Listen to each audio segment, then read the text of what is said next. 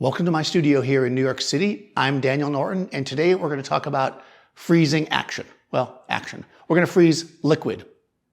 Not like ice, but rather a pour. So I'm going to do a simple coffee pour here. If you want to see splashes and other kinds of things like this in the future, let me know in the comments below. But it's the same basic setup. This is just a little bit neater. So what we're going to do here is we have a little tiny coffee cup over there. You'll see it in a second when we start filming it. But basically it's a glass cup. We're lighting it from the back.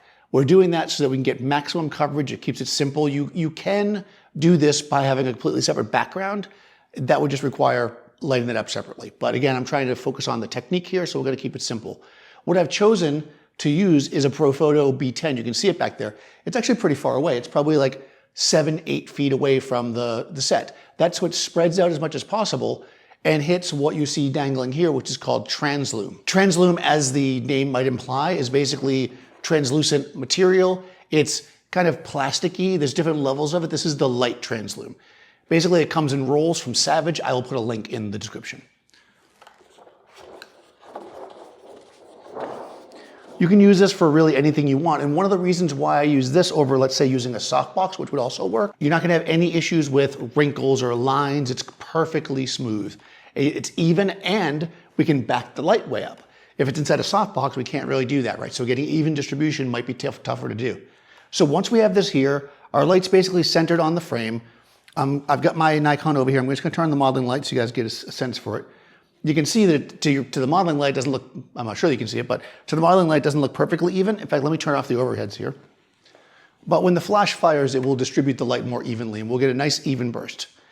Nice and clean, nice and simple. Now, I'm gonna capture one here. We can see it's all dark. You can actually look through the camera, obviously. We've done this before.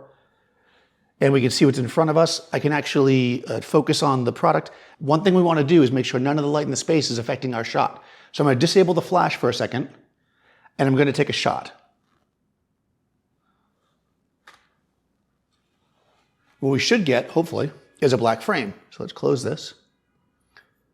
And we can see here the frame is black. Now, a lot of times, I'll say that's like your shadow level. It's so you can set up the shot. Here we want it to really be super black because any light that comes in could make our image blurry, right? We want this to be sharp. That is the moving part of the image. So if we take a shot, everything's set up here. I'm at f10. 100 ISO, 200th of a second. I'll take a shot of just the cup. There it is. I didn't focus first, so it might be out of focus, but we can see, we get a beautiful silhouette of the cup. You can see that this black plexi is white because it's reflective and it's reflecting the setting. So we have a nice reflection. The cup looks good. So as we look at this, remember 255 is absolute white. So we're basically there. If you were nervous and you were afraid this might be a little bit too hot, you can always adjust the power of the flash, or in this case, I would probably adjust the camera because more depth of field can't hurt us here. So let's do F11. Okay, we might be more satisfied with that. We can see that on the edges here, we're definitely not at 255, but we're probably gonna crop this in anyways. We definitely leave space around this purposefully. Now we get to pour the coffee. This is the fun part. Obviously, it would be tricky for me to do both things, so my assistant Nikki's gonna take the pictures here. All right, no flash. All right, so I'm gonna start pouring whenever she's ready. Is it focused? It's ready? Go. Okay. What I wanna do is I wanna be aggressive with this because I want the coffee to be bouncing around. And we wanna shoot a series of shots like she just did, and let's take a look. Okay, it looks like I missed it with the first one, but that's okay. This kind of goes to show us, it almost looks like it's syrup, right? Because it's basically freezing it in the air. This is slightly out of focus, but you can see that it's totally frozen. Now, this all has to do with what's called flash duration, and the flash is turned up pretty powerfully, so you're probably gonna get maybe the tiniest bit of blur on some of these, although they look pretty darn sharp. This one's pretty good here. I don't love there's a drip right there, but that's from earlier. This is nice and clean, but again, that first drip, because I missed, is kind of a bummer. So I think we might do another series of these. And that's basically what you're gonna end up doing with this, right? You're going to end up doing this multiple times to find the ones that you like the best. And remember, we can come in here and crop out the coffee pot. We can do any number of things. Okay, so we shot a few more. Let's take a quick look. That was the last one from the first batch. We can see the drip over here on the side. All right, and what we realized was we really liked this kind of curve down here. So we kind of worked into it after this first series. I was trying to be a little more aggressive to get the waves here. Is a tiny cup, so this is really cool how it comes. See how we're being a little more aggressive. We also left more space at the bottom so we can see more of a reflection, which is super fun. And we can see, there I missed completely.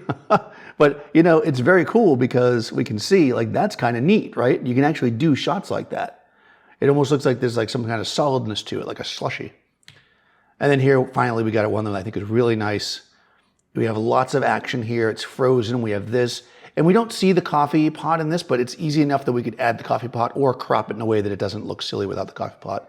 Like maybe a little bit closer, you know, something a little bit tighter might actually work there. It really kind of depends on what you're looking to do. So I hope this was helpful. Let me know in the comments below if you do shots like this, if you have any secrets that you want to share with everybody.